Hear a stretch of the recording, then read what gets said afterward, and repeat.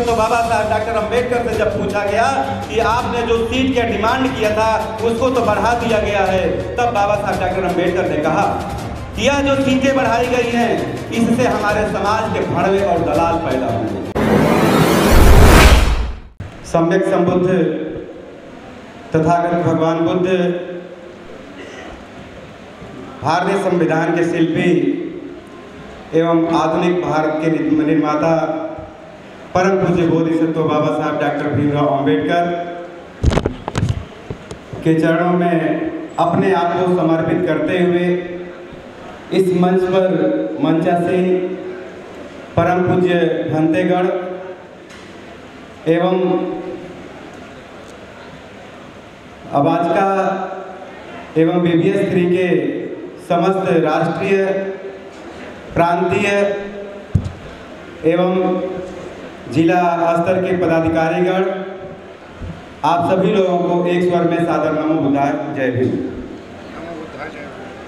साथियों, आज बहुत ही महत्वपूर्ण बिंदु पर चिंतन शिविर का आयोजन यहाँ किया गया है। आज जो देश में परिस्थितियां हैं, वर्तमान परिस्थितियां हैं, इसको देखने से पूरी तरह से लग रहा है कि 26 जनवरी 1950 को जिस संविधान को बाबा साहब परम पूज्य बोधिसत्व बाबा साहब डॉक्टर अम्बेडकर ने देश को समर्पित किया था, उसी समय उन्होंने कहा था कि यदि किसी भी देश का संविधान कितना भी बढ़िया क्यों न हो, यदि उसको चलाने वाले ईमानदार न हो तो अंततः वह संविधान गलत साबित होगा, और यदि किसी भी देश का संविधान कितना भी खराब क्यों न हो, उसे चलाने वाले यदि ईमानदार हों और अच्छे हों तो अंततः वह संविधान सही साबित होगा। तो आज बाबा साहब डॉक्टर अम्बेडकर ने जो हमें संवैधानिक अधिकार दिया, हमें इस पर चिंतन करना होगा कि क्या वो संवैधानिक अधिकार हमें प्राप्त हो रहे हैं। 26 जनवरी 1950 से लेकर के आज तक से यदि वह उस संविधान का अक्षरशः पालन किया गया होता, इस देश में यदि उसे सही रूप से स्थापित किया गया होता, तो आज जो परिदृश्य देखने को हमें मिल रहा है शायद देखने को नहीं मिलता। चिंतन इस बात का करना है कि हम कैसे, बाबा साहब डॉक्टर अम्बेडकर ने जो कहा था कि हमें इस देश का हुक्मरान बनना है, लेकिन हम हुक्मरान बनने की बात ही नहीं किए। और क्यों नहीं किए, इसका मूल कारण यही है कि अभी सर बता रहे थे कि RSS का मुख्यालय नागपुर में है, और RSS आज जो है 2014 से पूरी तरह से इस देश पे के सत्ता पे काबिज है और देश के संविधान को बदलने की बात कर रहा है। क्या उसके तर्ज पे हमारे देश में कोई हमारा मुख्यालय है? इसका उत्तर है नहीं। तो आज जरूरत है, यह जो राष्ट्रीय चिंतन हो रहा है, जरूरत है कि हमें भी एक ऐसा संगठन खड़ा करना होगा जो अबाजका के रूप में खड़ा है। लेकिन सबसे बड़ी बात यह है कि हम विचार कहाँ करेंगे, हम विचार कहाँ करेंगे। तो इसके लिए भी परम पूज्य बोधिसत्व बाबा साहब डॉक्टर अम्बेडकर ने 24 से 26 नवंबर 1956 को इसी सारनाथ की धरती पर, इसी बनारस की धरती पर कहा था कि हमारे हर मोहल्ले में एक बौद्ध विहार होना चाहिए, हर मोहल्ले में, हर गांव में एक बौद्ध विहार होना चाहिए।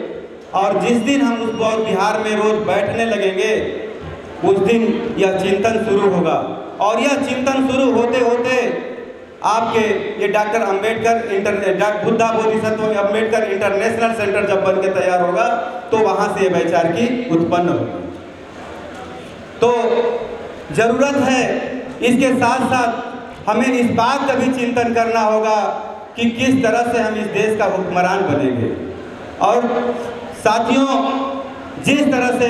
आरएसएस और बीजेपी ने इस देश में हिंदुत्व का नारा दे करके इस देश के सत्ता पर कब्जा किया है, उसी तरह से परम पूज्य बोधिसत्व बाबा साहब डॉक्टर अम्बेडकर ने वॉल्यूम 14 में लिखा है कि जिस तरह से इस देश के लोग जो मूल निवासी लोग हैं, छितरे हुए लोग हैं, इस देश के मूल निवासी हैं। बौद्धिस्ट समाज था, नागवंशी मूल निवासी हैं, और उन्होंने इसका उपाय भी बताया था कि किस तरह से हम इनको एकजुट कर सकते हैं। तो बाबा साहब डॉक्टर अम्बेडकर ने उसी समय कह दिया था कि यदि हम जिस तरह से एक धर्म विशेष ने हम सबको अलग किया है, उसी तरह से हमको भी एक धर्म का सहारा लेकर के, जो कि वास्तव में हम मूलतः बौद्धिस्ट हैं, भारत के जो नागवंशी बौद्ध हैं, हमको पूरे देश में जितने भी SC ST OBC के लोग हैं, हमें एक धर्म के नीचे आना होगा, और जब तक से हम एकजुट नहीं होंगे इस देश के सत्ता पर काबिज नहीं हो सकते हैं। तो साथियों, अब विचार करना होगा कि मैं अंत में यह कहना चाहता हूं कि विचार करना होगा कि हम आज 2022 का चुनाव हमारे सर पे है, इस पे भी विचार करना होगा। 2022 का उत्तर प्रदेश का चुनाव हमारे सर पे है, इस पे भी विचार करना होगा कि उत्तर प्रदेश में अब तक किसने संविधान का राज स्थापित किया है, किस शासक ने अब तक के इतिहास में भारत के संविधान का राज स्थापित किया है, किसने परम पूज्य बोधिसत्व बाबा साहब डॉक्टर अम्बेडकर के सपनों का शासन स्थापित किया है, किसने बौद्ध धर्म को पूरे प्रदेश में स्थापित करने का काम किया है। ये कहने की बात नहीं है। साथियों, इस प्रदेश में बहुजन समाज पार्टी की 4 बार सरकारें रही हैं, और परम आदरणीय बहन कुमारी मायावती जी ने सबसे पहले इस उत्तर प्रदेश में, आप चाहे नोएडा जाके देख लीजिए, लखनऊ जा कर के देख लीजिए, कानपुर में जा कर के देख लीजिए, मैं कह रहा हूँ कि पूरे उत्तर प्रदेश में आपको लगेगा कि उस समय बौद्धों का राज स्थापित हुआ था। तो इस तरह पे हमको भी आज चिंतन करना होगा कि किस तरह से पुनः हम उत्तर प्रदेश में 2022 में भारत के संविधान का राज स्थापित करें, बौद्ध राज का स्थापित करें और बौद्ध शासक राज्य का स्थापना करें। ये हमको विचार करना होगा। साथियों, इस बात पे भी हमको विचार करना होगा कि किसने उत्तर प्रदेश जैसे प्रदेश में 11 फंदे को, 11 बौद्ध भिक्षुओं को राज्य मंत्री का दर्जा दे करके विदेश में धर्म के प्रचार के लिए भेजा था। इस बात पे भी हमको चिंतन करना होगा, हर बात पे हमको चिंतन करना होगा। और सबसे प्रमुख इस बात पे चिंतन करना होगा कि परम पूज्य बोधिसत्व बाबा साहब डॉक्टर अम्बेडकर ने जो सपना देखा था कि हमें इस देश का शासक हुक्मरान बनना है, उसी चीज़ को मान्यवर कांशीराम साहब ने बाम सेव की स्थापना करके साइकिल चला करके कश्मीर से लेकर के कन्याकुमारी तक अपने लोगों को यह नारा दिया था कि वोट हमारा, राज तुम्हारा, नहीं चलेगा। और इसी तर्ज पे मान्यवर कांशीराम साहब ने उत्तर प्रदेश में 1 बार नहीं, 2 बार नहीं, 3 बार नहीं, 4 बहुजन समाज पार्टी की सरकार बनाने का काम किया था। तो इस बात पे हमें विचार करना होगा। यदि हम इस बार चूक गए साथियों, यदि हम इस बार चूक गए तो समझ लीजिए कि हम बहुत पीछे जाएंगे, फिर हम कभी वापस नहीं आएंगे। मैं एक याद दिला देता हूं आपको, आप भले हो सकता है कि